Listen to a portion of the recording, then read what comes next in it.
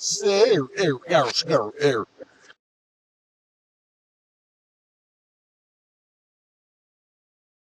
Hello there, everybody. This is Ramen, and we are back with Super Mario Bros. 3, Episode 4. In the last episode, we went through the third world. Didn't have enough time for the airship, so we're gonna go on ahead and kick things off with knocking this out. I still have the frog suit from the last level, but I am going to go on ahead and take a hit and lose it, mostly due to the fact of I'm gonna want to be more mobile to dodge these cannonballs and wrenches and bullet bills that are flying towards me. The frog suit is pretty much only good in the water. I mean, yeah, he can jump high on land, but not really too good for me wanting to get through a level quickly and also be able to dodge things flying at you. My previous recordings of this episode, I was having trouble with audio syncing, but I think I have everything ironed out. So if you notice any issues, please let me know, and I will try my best to get things fixed. I'm gonna come down here and fight Wendy, who is, in my opinion, the most annoying Koopa Kid, just because of the rings that bounce off the walls and how quickly she can recover after getting hit. Try to catch this scepter, and fuck. No. Ugh. Third one in a row. Alright, by the end of this series, I promise that I will catch at least one of these scepters here.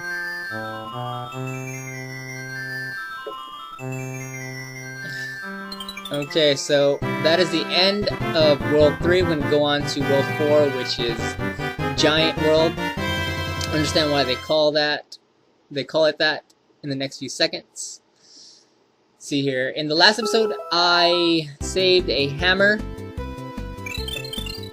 from a Hammer Bro fight, and I'll show you why I did that. So as we come out of this tube here, there's a rock. I'm gonna go ahead and use the hammer on that and go into this red mushroom house because it contains a special gift. That gift is the Tanookie suit. I'll show off his abilities later on in this episode, but since we went ahead and did that and got that suit, we now have a chance to get that suit in the other mushroom houses. So that is pretty cool. Nice little perk. So yes, this is Giant World. As you can see, the gimmick for this level is everything is giant, from the coin blocks to the enemies to even some of the tubes here. Alright, finishing up the first world, we're going to go on to the second land level thingy, which contains a secret that it can be kind of difficult to get, but I will walk you through it the best way I can. Okay. So, what you have to do here is you have to get 22 coins, which unlocks a white mushroom house that contains a special item. I'll show you that after we get it. I'm coming up here with this P-switch. This is the hardest part. You're going to want to jump on this P-switch.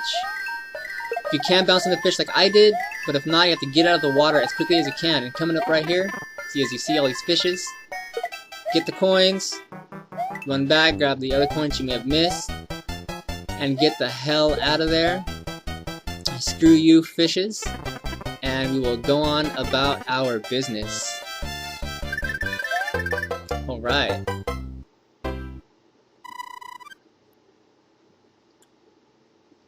Here comes the white mushroom house. We're going ahead and pick up the item, which is the anchor. Now, the anchor will keep the airships from leaving if you were to die. As you saw in episode 2, I died and the airship decided to fly off without me. You can use that item to weigh it down and it won't move if you die. So I wanted to touch on some of the memories I have as a kid of this world, because this was my favorite world in this game. I thought it was very cool little twist to have everything in the world, including the enemies, giant. It was my favorite gimmick of the worlds. Is, as you know, all of the worlds in Mario 3 had different gimmicks. Like the last one was the water. This one is everything's giant, and you'll see some of those changes in the levels, how they affect the gameplay coming up here as we trudge our way forward. Just after my last episode, I got a message from someone asking me, why are you showing off the secrets and why are you doing walkthroughs? This game's easy and the secrets are pretty easy to find.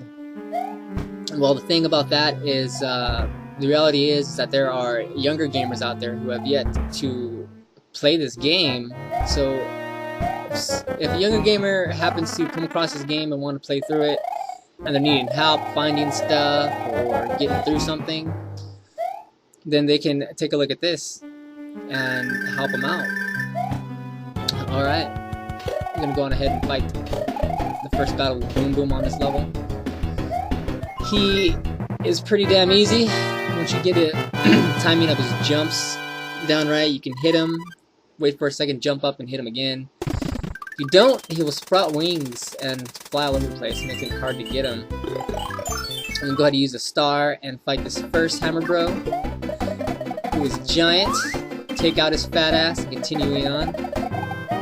And now see, you're going to want to go through all the Hammer Bros, and I'll explain that in a second.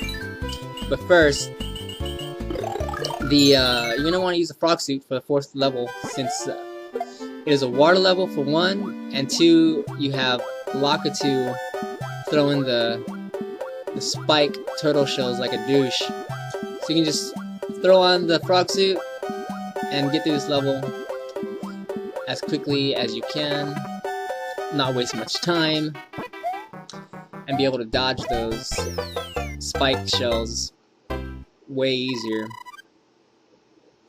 Okay, so now about the Hammer Bros in this. You're going to want to go through them because one of them is holding a P-Wing. And these Hammer Bros are different from the previous levels, which, well, 1, they're big. 2, after they throw their hammers, they'll jump. And if you're not in the air when they jump, they'll actually stun you. As you saw in level 3, that happened to me. And now we have the P-Wing for taking out that last Hammer Bro. And right here, going into level 5, there is another little secret that I didn't know until I was doing my recordings. Something I had noticed, I didn't notice before, and I'll show you it coming up, and it's pretty cool. I pretty much figured it out on my own. Okay, so what you're going to want to do is come up to this bullet bill. You see that block up there? You're going to bounce up the bullet bill, then bounce back up on the next one and go up the vine. And you're going to go ahead and go into this, and we will meet Tanookie. Let's see once I get it. Okay, now he can fly just like Leaf Mario, but the thing about it is he has a special ability, which is, you see right there, is he can turn himself into a statue, and when he's a statue, he's completely invulnerable to any damage. And you can perform that by hitting down and X at the same time, or down and whatever you map the X button to if you're playing on an emulator. It comes in pretty handy. It's kind of a get out of jail free card if you know you're going to be getting hit, or if you want to be safe. Well, this level right here is pretty cool. The most interesting level out of this world, I would say. And the fact of this door right here that I'm going to be jumping into right now. When you go in it, everything turns small again. You go back out, and everything turns out big. Now, I'm not sure if there's any secret into, as in, you know, switching back and forth between the big and the small lands. If there is, let me know, and I will mention it in the next episode or in one of the upcoming episodes. But I decided to right here go on ahead and show off this little level feature a little bit more. I decided to finish the game. We'll go through the rest of this level as the world being small. You can complete the world whether or not it's small or big. I think it's just a little, you know, like, hey, you can go back to how things were, or you can keep everything big. It's kind of harder when it's big just because everything's huge and it's harder to jump over and dodge. And we're going to go on into this mushroom house. And as you see, I get another raccoon suit because of that secret that I did in the beginning. I'm going here to the last castle before the airship. And this castle, rather, has two different paths. There's a very simple, easy path, and then there's a kind of a long path. I'm going to show off the long path. You can take the easy path by jumping all the way up there and going through the rest of the level, or you can take the door, which is outlined by the coins like I just did right there, and you continue on into this little pipe maze thing. Now this is another little interesting gameplay like gimmick and little feature here that I thought was always cool, was jumping on these blocks and navigating through these blocks. I always thought it was pretty fun. Yeah, it just goes to show you the variety and different things that this game will throw at you at times. There's a couple other levels that use a little jumpy block navigation things. Now, you want to take this path mostly just because at the end of it there is a little treat, and that treat is 3 free lives, and if you fly up here, there are coins. But since I don't really care about coins, we're gonna continue on and go on to our fight with Boom Boom. Now, I wasn't quite sure of the time I was making in this recording, so I'm gonna finish off Boom Boom, and then I'm gonna go on ahead and end it coming up here and finish off this level in the next episode. So yes, thanks a lot guys, I'll see you later.